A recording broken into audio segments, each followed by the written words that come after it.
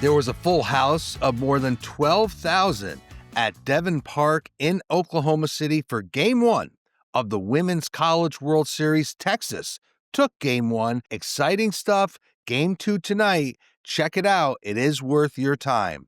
And this is your morning Buzzcast for Thursday, June 5th. I'm Abe Madkour. The Oklahoma City Thunder host the Indiana Pacers. Game 1 NBA Finals tonight, Thursday night at 8:30 on ABC at Paycom Center. Some historical context. The Thunder last won the finals in 1979 when they were then the Seattle Supersonics. And they are the favorite going into this series. And yes, there is a lot going on in Oklahoma City this week. More on that in a bit. The Pacers, they've never won the NBA Finals, but they did win 3 ABA championships in the early 1970s before the ABA and NBA merged. So yes, this matchup has a lot of people worried about TV viewership, interest in the NBA, and overall revenue. But if the series is good and it's competitive and it's long, things will be just fine. Going into the finals, viewership for the NBA playoffs is up 3% from the same point last year. Now, quickly back to Oklahoma City. Now, this is a city that certainly chafes at the small market narrative that is affixed to it. They will point out a few things. One, it's the 20th largest population in the United States. It's one of the most business-friendly markets and one of the lowest costs of doing business in America. Also, what else can you expect when you watch the games from Paycom Center? Well, first, fans stand on their feet until the Thunder score their first point. The team has sold out 100% of its season tickets, has a waiting list of 2,000 people long, and they have a 98% ticket retention rate. And yes, they will chant OKC all evening. So buckle up and get ready for the NBA Finals. Meanwhile, NBA Commissioner Adam Silver did make some news this week, saying that the All-Star Game next year, February 2026, will feature some form of U.S. against the world, though he's not exactly sure what the format will be. Remember, the All-Star Game returns to NBC in February. That's part of the league's new media deals. The game will come during the middle of the Winter Olympics from Milan Cortina. And so Silver said the All-Star Game will be played in the afternoon instead of the traditional Sunday evening slot. The game will be at the Intuit Dome, and so this change, U.S. versus the world, is the latest effort to add some competitive fire to the All-Star Game. I said it's a busy week. Well, it certainly is. Game 1 of the Stanley Cup Final last night went to Edmonton in overtime. Before the game, NHL Commissioner Gary Bettman said what we've talked about on the Buzzcast and something we know, that the league and the Players Association are in really good shape with more than a year to go before the expiration of the current collective bargaining agreement. Bettman has been involved in 3 work stoppages in his 32-year tenure as commissioner, and he said on Wednesday night there is, quote, no comparison, end quote, between this round of CBA talks and the more contentious negotiations in previous years with union leadership. And we've said this before on the Buzzcast. So much credit goes to Bettman, but also NHLPA Executive Director Marty Walsh and his staff.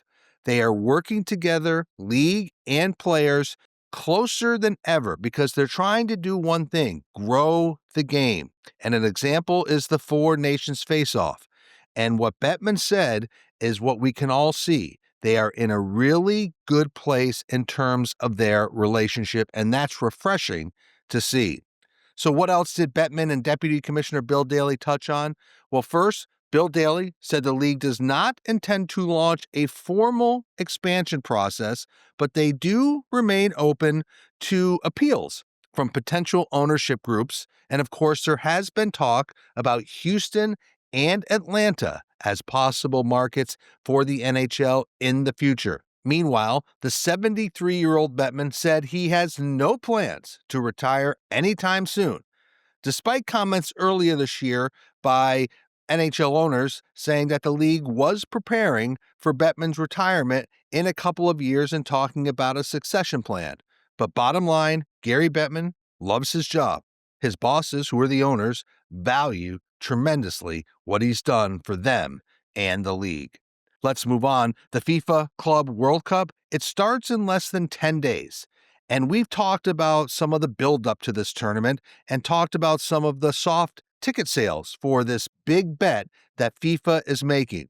A report out of The Athletic had that FIFA has reduced some prices for the opening match on Saturday, June 14th. That will feature Inter Miami against an Egyptian Premier League club.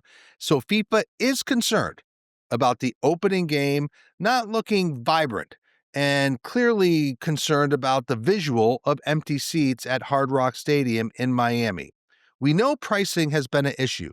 There were concerns from the start that FIFA overpriced their ticket inventory.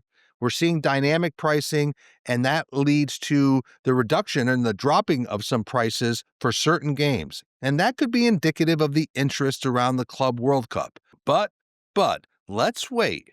Let's see how this tournament builds to fully assess the event. I will say, over the past weekend, people who attended the Club World Cup play-in match between LAFC and Club America at BMO Stadium in Los Angeles called it the most thrilling, intense, wild sports event they had ever been to. I heard that from multiple sources. They couldn't stop talking about the atmosphere, and that could be replicated at other venues. Yes, there will be some soft markets and some matchups that don't resonate, but let's wait and see how this tournament unfolds before fully assessing it. You know, more developments around Fenway Park and the Fenway Sports Group. It's so impressive what they continue to build. Fenway Sports Group is moving ahead with the first phase of a pretty massive redevelopment around Fenway Park. It would include a new 7-story office building on Lansdowne Street that will serve as the headquarters, likely for the Red Sox and Fenway Sports Group. That would mean the Red Sox move out of their tight, I've been there, pretty cramped office space in Fenway Park. This would be the first phase of a $1.6 billion master plan development around Fenway. Look at the renderings and you'll see a 7-floor brick building visible even over the Green Monster. So you're talking about incredible views and sightlines, but this will not be built in a day. The earliest the project could start is mid next year, and it'll take about 2.5 years to complete. So again, first phase moving forward with development around Fenway Park. And staying kind of with baseball, we have touched on this earlier in the week on the Buzzcast.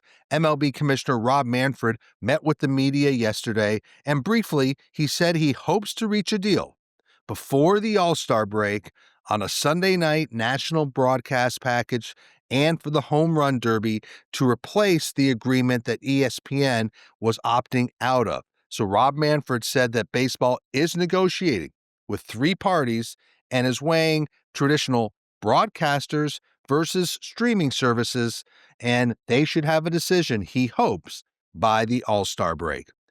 An SBJ programming note this week on the Sports Media Podcast, Austin Karp and Molly Kaolin break down the opportunity for the NBA Finals to showcase some budding stars who play in these not often seen TV markets. Also, the two look at what the NHL Stanley Cup Final rematch between Edmonton and Florida means for viewership and what's going on with Major League Baseball's media negotiations. Finally, Molly sits down with Ally Financial's Andrea Brimmer to discuss how that brand, a big sponsor in sports, views the media value of the properties it has deals with.